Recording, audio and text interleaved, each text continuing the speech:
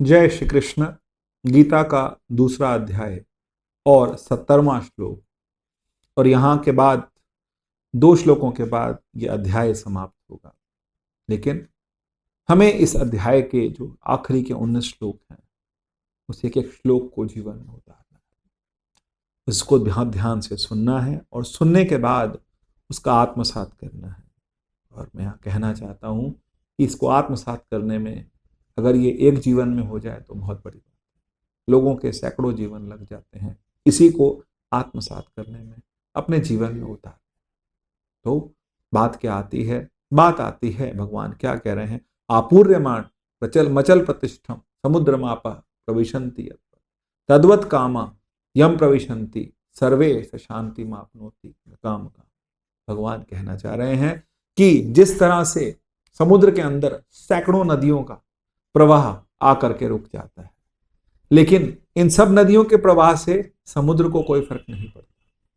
समुद्र समुद्र बना रहता है, कितनी भी नदियां उसके अंदर आ जाती हैं लेकिन वो शांत बना रहता है। ऐसे ही एक ज्ञानी का मन है, एक स्थिर प्रज्ञ का मन है कि संसार उसको विचलित करेगा, संसार की बातें उसको विचलित करेंगी, संसार की निंदा स्तुति मान अपमान हानि लाभ ये उसको विचलित करने का प्रयास करेगा। लेकिन भक्त का हृदय, ज्ञानी का हृदय शांत हो जाता है। भगवान कहते हैं तुल्य निंदा स्तुतिर्मौनी संतुष्टो येन केनचित्।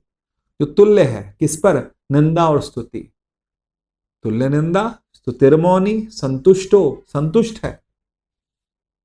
और भगवान राम शबरी से भी बता रहे हैं कि जिनको लाभ और हानि से कोई फर्क नहीं पड़ता, सदैव संतुष्ट है।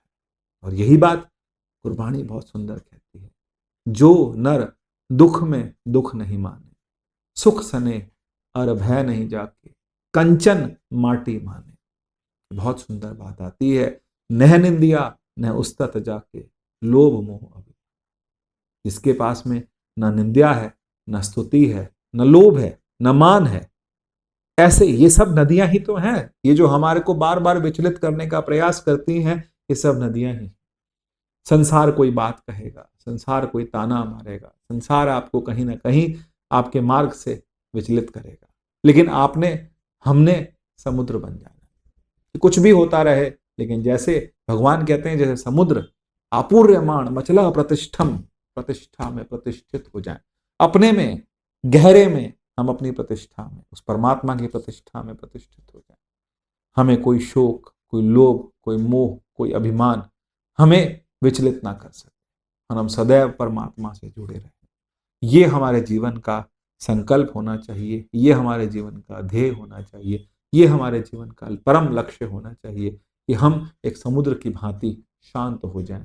कितनी भी लहरें आए, कितनी भी लहरें उठें, कितनी भी नदियां आए, अच्छी नदी भी आई, बुरी नदी भी आई, गंदा पानी भी आया, साफ पानी भी आया, गंगा भी आई, नाले भी आए, लेकिन हम वहीं के वहीं वैसे के वैसे बने रहे।